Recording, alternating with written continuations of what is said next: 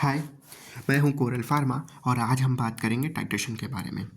Titration में किसी भी अननोन सॉल्यूशन की कॉन्सेंट्रेशन को फाइंड आउट किया जाता है नोन सॉल्यूशन की कॉन्सेंट्रेशन की मदद से।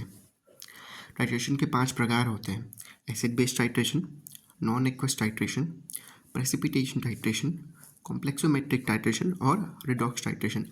आज हम एसिड बेस टाइट्रेशन के बारे में बात करेंगे।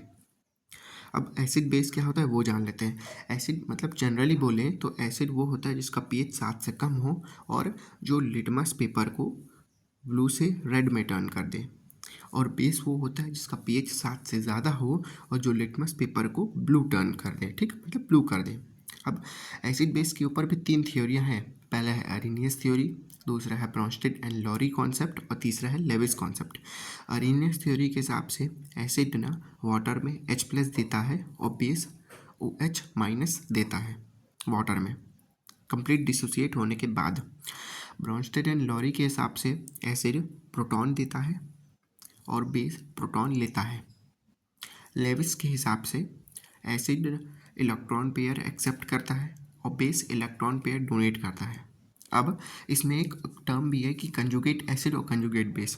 कंजुगेट एसिड तब फॉर्म होता है जब वो प्रोटॉन देता है, मतलब लॉस होता है उसका, और कंजुगेट बेस तब फॉर्म होता है जब प्रोटॉन वो एक्सेप्ट करता है, ठीक। अब बफर क्या होता है? मिक्सचर ऑफ सॉल्यूशन होता है। ये पीएच मेंटेन करने का काम आता है। बफर भी 3 प्रकार के होते हैं: acidic buffer, basic buffer, neutral buffer. जैसे कि एसिडिक बफर जो है वो वीक एसिड और स्ट्रॉन्ग बेस को मिला के बनाया जाता है।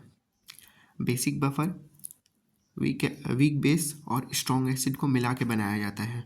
और न्यूट्रल बफर वीक बेस और इसका सॉल्ट रहता है, ठीक। अब टाइट्रेशन का एक बहुत ज़रूरी हिस्सा है इंडिकेटर। अब इंडिकेटर होता क्या है? इंडिकेटर जनरली एक केमिकल सब्सटेंस होता है। ये जनरली वीक एसिड या वीक बेस होते हैं। ये लोग अपना कलर चेंज करते हैं जब केमिकल इन्वायरमेंट में चेंज आता है, ठीक। यानी कि देखा है ना, इंडिकेटर डाल के कलर चेंज हो जाता है। अब ये ज़रूरी क्यों टाइट्रेशन में? ये ज़रूरी इसलिए है क्योंकि ये बताता है कि आपके टाइट्रेशन का इक्विवेलेंस पॉइंट आ चुका है। अब इसमें देखो, इसके भी क्लास होते हैं, जैसे कि स्ट्रॉन्ग एसिड और स्ट्रॉन्ग बेस का जब टाइट्रेशन होता है तो उसमें methyl orange, methyl red, phenolphthalein, bromothymol blue, phenol red, ये सब इंडिकेटर यूज़ किया जाता है। जब वीक एसिड और वीक बेस का टाइट्रेशन होता है तो उसमें मिक्स इंडिकेटर यूज़ करेंगे।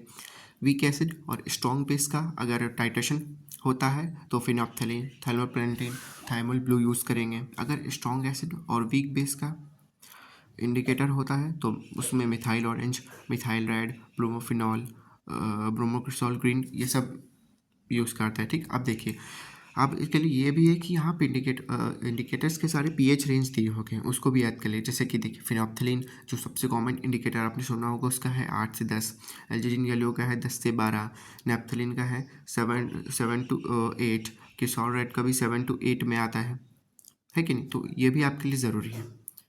तो चलिए, शुक्रिया, धन्यवाद, थैंक यू। अब मिलते हैं हम अगले वीडियो में। अगला वीडियो भी टाइट्रेशन से रिलेटेड ही होगा, तो बने रहिए हमारे साथ, यानी कोरल फार्मा के साथ।